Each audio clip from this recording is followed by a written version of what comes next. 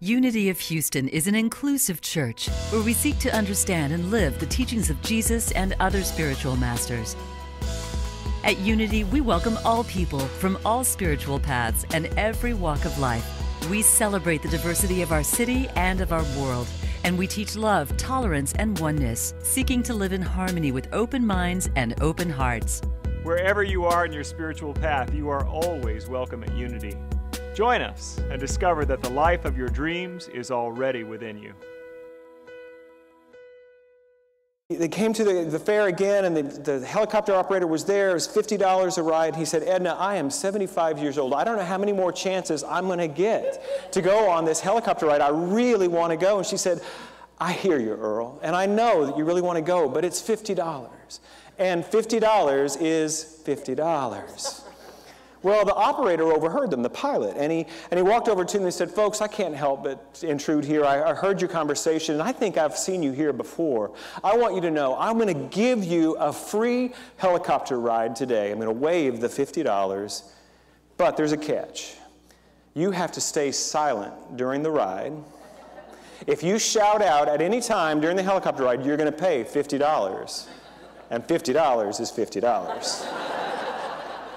Well, Edna was a little hesitant, but Earl got her talked into it, and they got on the helicopter, and the pilot went up, and he was determined to make them shout out. He was doing all these fancy maneuvers. He was banking left, banking right. He was dipping. He was going up, and he finally lands again, not a peep from the back. And he says, "Well, folks, I can't believe that you didn't say anything. I thought for sure I'd hear something." And Earl says, "Well, I was going to say something when Edna fell out, but $50 is $50.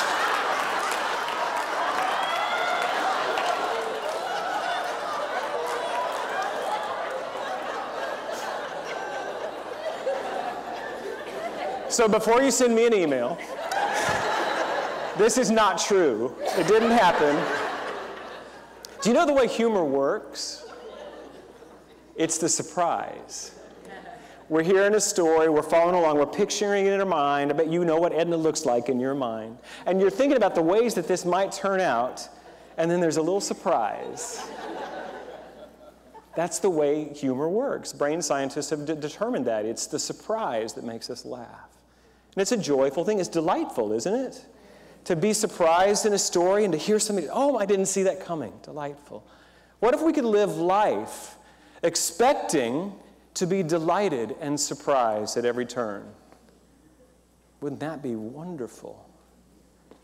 Have you ever experienced an unexpected blessing where you're going along through your life, you think it's going to be one way, and something magnificent shows up? Anybody? Yeah. Yeah, it's okay. So some of us who were willing to own that, we've had that experience. How many of you would be willing to admit you've had the other experience too? Where you're going along in your life, you expect to be one, and you get a different sort of surprise. And we begin to tell a story about the way life works based upon our responses to life.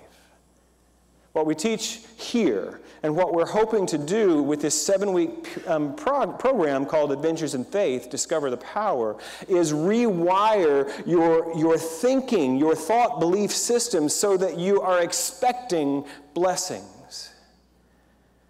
And that by simply being aligned in that way, even when the unexpected blessings are not the way we hope they would be, we still know good is coming.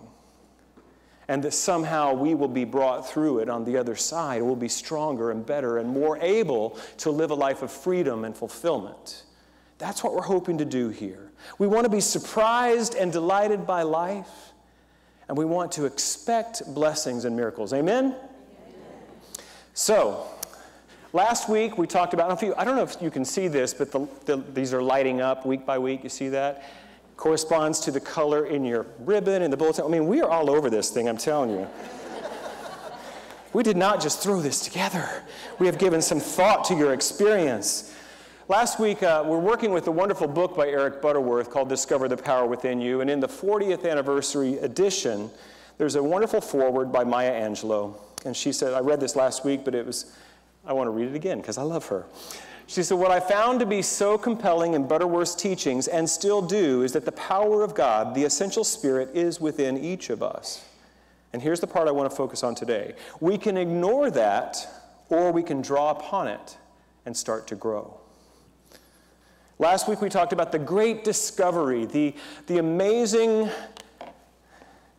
joy to discover that we are a spark of divinity, that the infinite creative source of all being is residing within us, revealing its nature in our lives. That's who and what we are. Beautiful news. In case you didn't know, there's some good things happening in you. It's amazing. And then week 2 is to take the great decision. And that's what Maya was talking about right there. We can choose to live from the truth of the indwelling presence of Spirit, or we can ignore it. And everyone is at choice every moment. Our choice is how we engage with the flow of divine creative energy. As I was preparing to give this message today, I kept wanting to talk about the idea that we can choose specific forms in which we want to reveal the creative energy of God into being. And I was like, oh, that's actually next week when we're talking about your thought is your choice. Today, we're actually talking about one decision. It is the decision to live this truth of the indwelling presence. If you don't have the book, I strongly urge you to get it. It's available in paperback in our bookstore and also available in Kindle.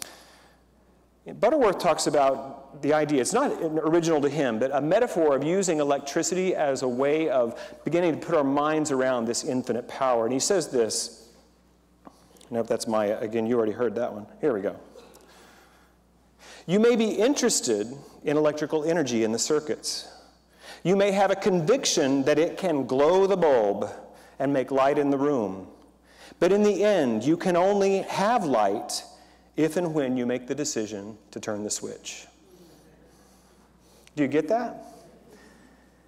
That the power of God is already within you, already there, ready to be used by you in creative and beautifully spiritually fulfilling ways. It's already done. It is who you are. It's what you are.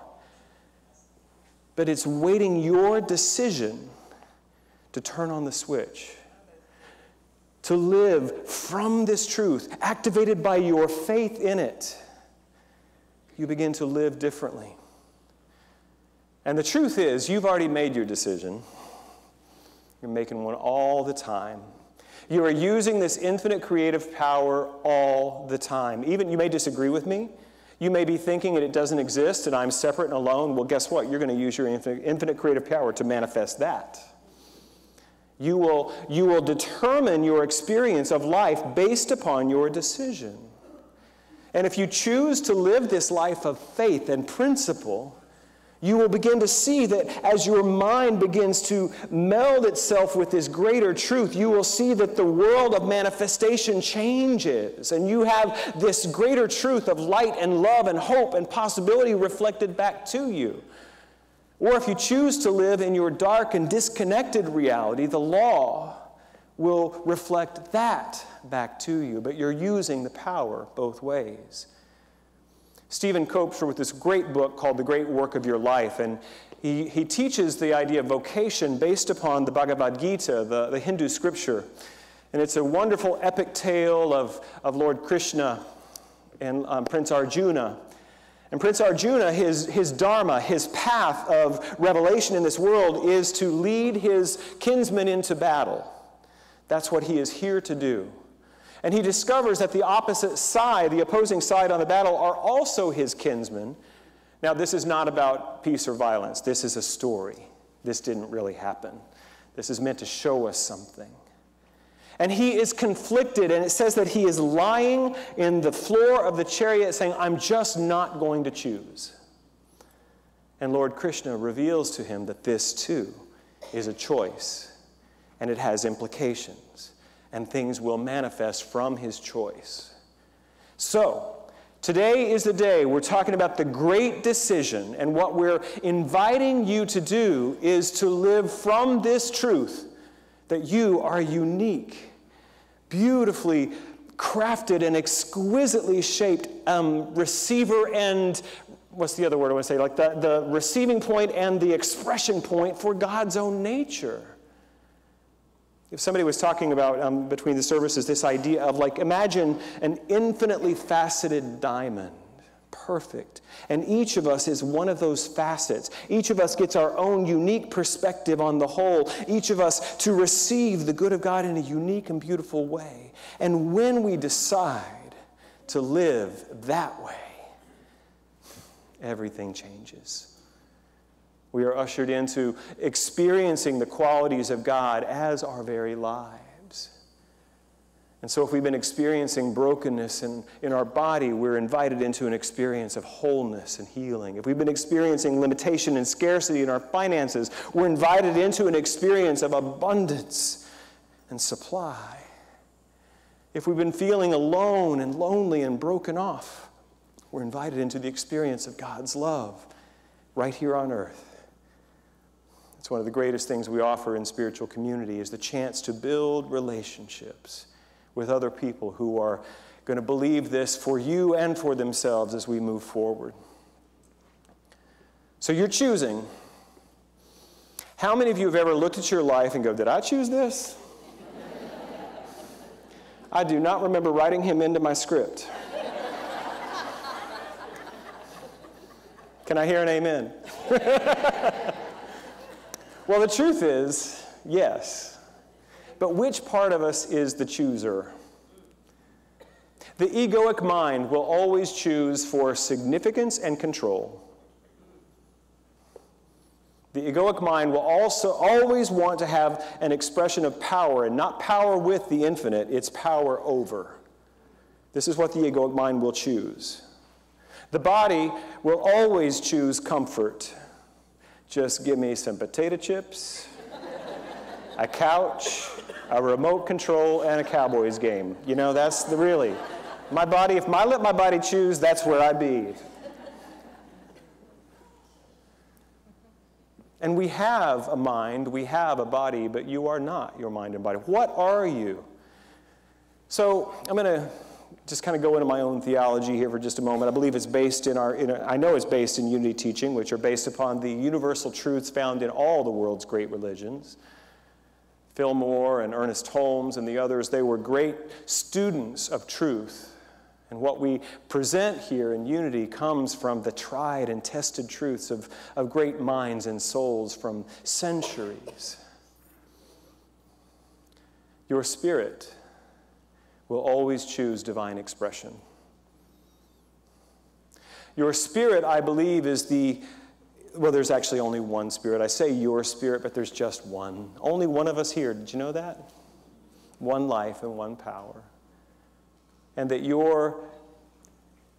what you are, as Imelda Shanklin wrote, is this infinite expression, this infinite being that then wants to do nothing but express and experience itself. Now here's where I'm going to kind of go off a little bit. I'm going to talk about your soul. What does your soul want? We don't have a strong and definitive teaching on what the soul is in the New Thought world. Different people use it different ways. I'm not real sure, but I think it has something to do with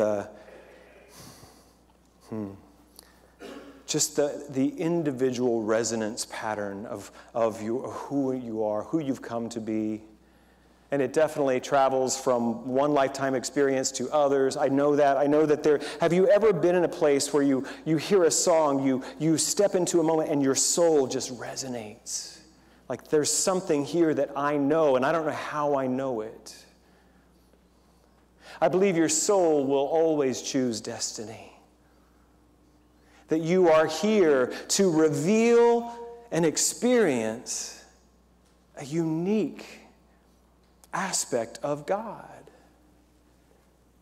And your life will construct itself in a way that will give you more and more opportunities to be who you're created to be. And who is that? It's you. Oscar Wilde said, "Be yourself, everybody else is taken." Ralph Waldo Emerson says, "The fact that I am here shows me that the soul had need of an organ. Shall I not assume the post?" The fact that you are here means that you are necessary and required at this moment of the universe's life. You are here on purpose. Will you choose to live from that purpose? Or will instead you choose to live from your fear and your sorrow and your anger? This is your decision to make. In your bulletin, you received a beautiful turquoise ribbon. Did you not? If you did not receive one, please raise your hand. The ushers will bring you one. We need some down here. Ushers, where are we? Here they come. So just raise your hand if you didn't get one. So you're like, what the heck are we doing with these ribbons? I found that I was not particularly clear last week, so I spent a little bit more time explaining what these are. Do you remember the old idea of when you need to remember something, you tie a string around your finger? That's all this is. There's some more over here. We need them. This is just something that we are inviting you to place somewhere where you will see it all week long, so that when you see it, you remember this idea that we're talking about now, the great decision. So over here, and down here too. Thank you so much, ushers. They are coming to you, and we see over there Marion. Somebody will bring you one, I promise. So just keep your hand raised, and we'll get them to you. Ernest Holmes said, we are to look for the good and praise it. This is what, you can create your own affirmation, or last week I gave you a question. Last week the question was, where do I need to discover the power in my life? And today it's, I decide to see the good. Have you ever been in a place where life did hand you some of those surprises that you weren't looking for? And you thought, this is it. My dreams don't come true. I don't get to experience what I wanted. This is my life. Have you ever had the experience of good coming from that dark moment? Raise your hand if you have. I want to see how many. Now look around. If you've never had that experience, look how many people here have. The place where it looks like the end. It looks like it didn't come the way I wanted it. My life is over, and yet good came from it. 20 years ago, 25 years ago, my life was tiny and broken and dark and sad. I was lonely, I was sick, I was addicted, I was broke. And I thought, well, this is it. I had other dreams that my life would be full of music and light and love and people. I thought that might be what God had in mind. Then instead, I get this old, tired life on this horrible, broken-down couch with Chardonnay. That's what I had. And Chardonnay was not the name of a dog.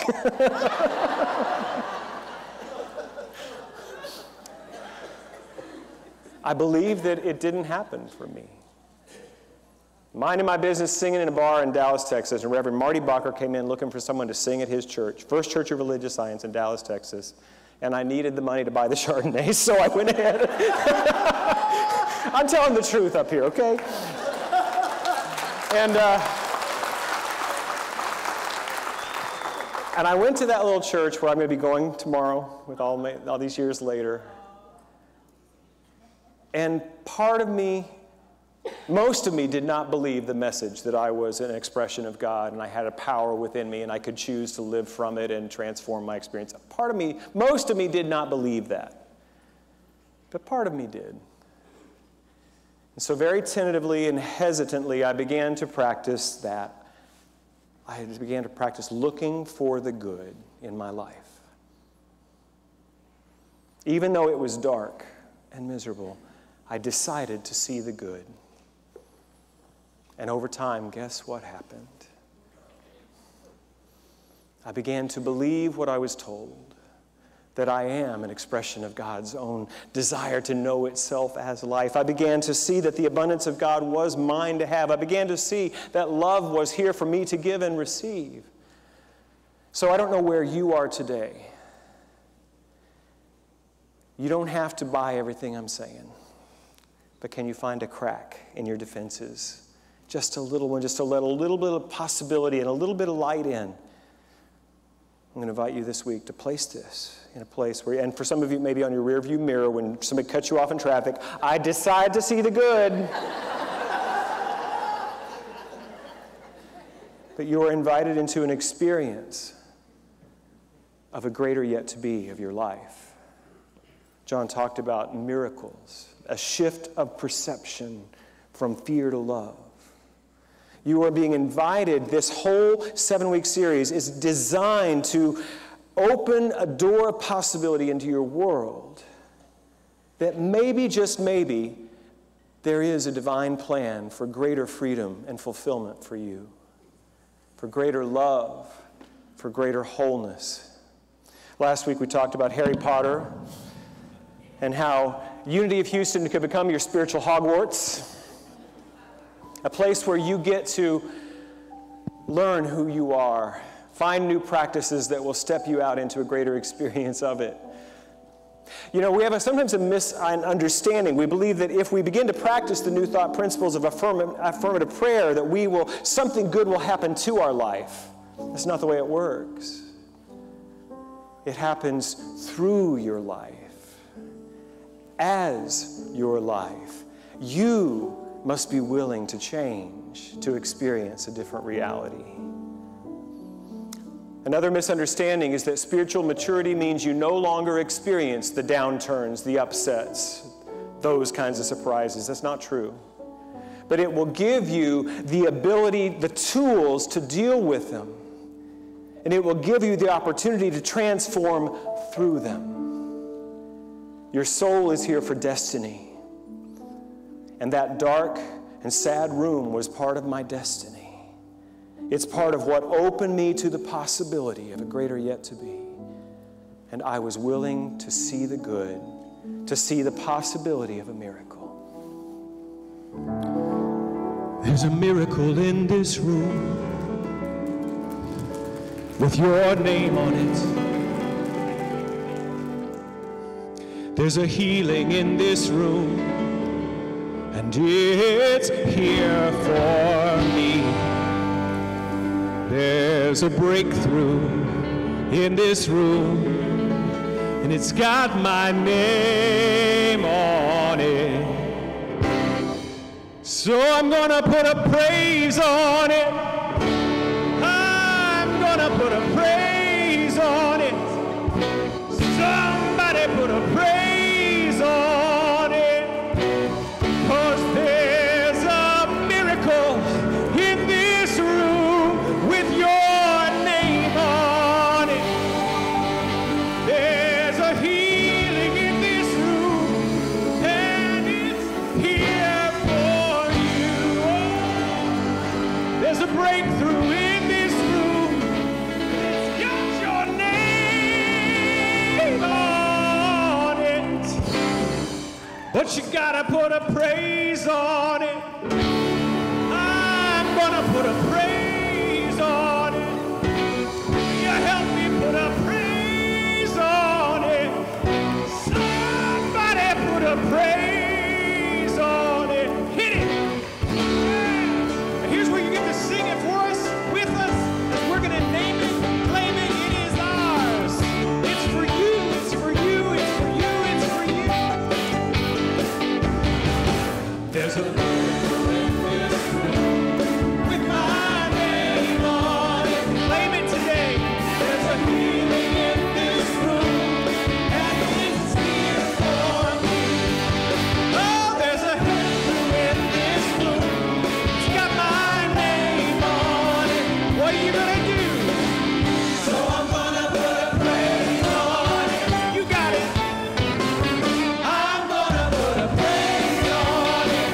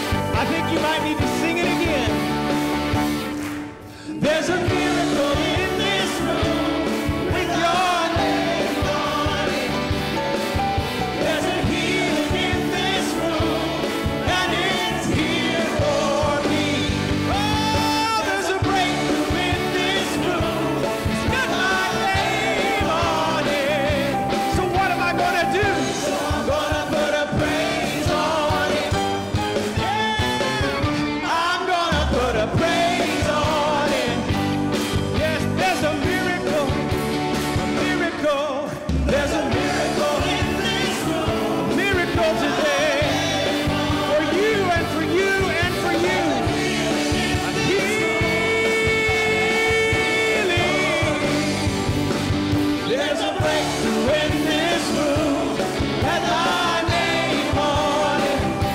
So I'm gonna put a praise on it. Oh, I'm gonna put a praise on it. Yeah. So I'm gonna put a praise on it. I think you're getting it.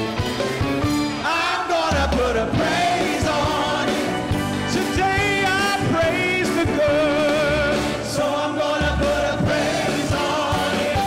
I see the good. I'm gonna put a praise on it. Amen.